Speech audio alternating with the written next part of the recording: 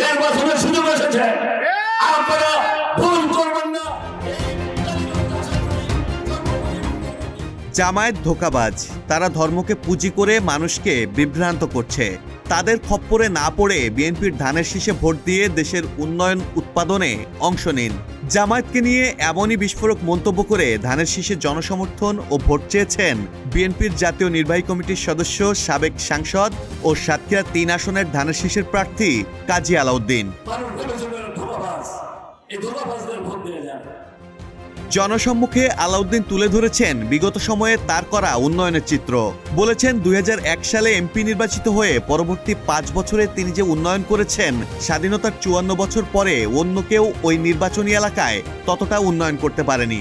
তিনি উদাহরণ টানেন নির্বাচনী এলাকা কালীগঞ্জের অলিগলিতে কার্পেটিং রাস্তা, Kazi Alauddin high school, degree college, Kakshiyali bridge, অসংখ্য কালভার্ট, পানি নিষ্কাশন ও সুপেয় পানির ব্যবস্থা, বিদ্যুতায়ন সহ বিভিন্ন উন্নয়ন কর্মকাণ্ডের ঘোষণা দেন। নির্বাচিত হলে আগের মতোই দুর্নীতি ও সন্ত্রাসমুক্ত করবেন নির্বাচনী এলাকা কালীগঞ্জ ও আশাশুনি উপজেলাকে। মানুষের ওই আমলাদের, ওই পুলিশের এবং ইউরোপের এবং সেটেলমেন্টের অত্যাচার বিচার করতে পারবে না। তারা সবাই স্বাধীনভাবে নির্বাচিত প্রতিনিধির মাধ্যমে তাদের সমস্ত সবকিছু সহযোগিতা পাবে। শনিবার বিকেলে নির্বাচনী এলাকা কালীগঞ্জের বিষ্ণুপুরে আয়োজিত উঠান বৈঠকে অংশ নিয়ে প্রধান অতিথির বক্তব্যে তিনি এসব কথা বলেন। 27.5 মন করে চাল প্রত্যেকটা পুজোর মণ্ডপে দিয়েছি। 54 বছরের মধ্যে আর কোন এমপি করতে পারে না।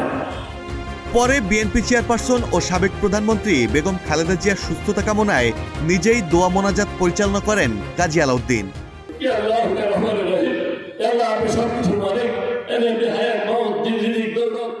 মাহমুদুল হাসান শাওন, প্রতিদিনের বাংলাদেশ।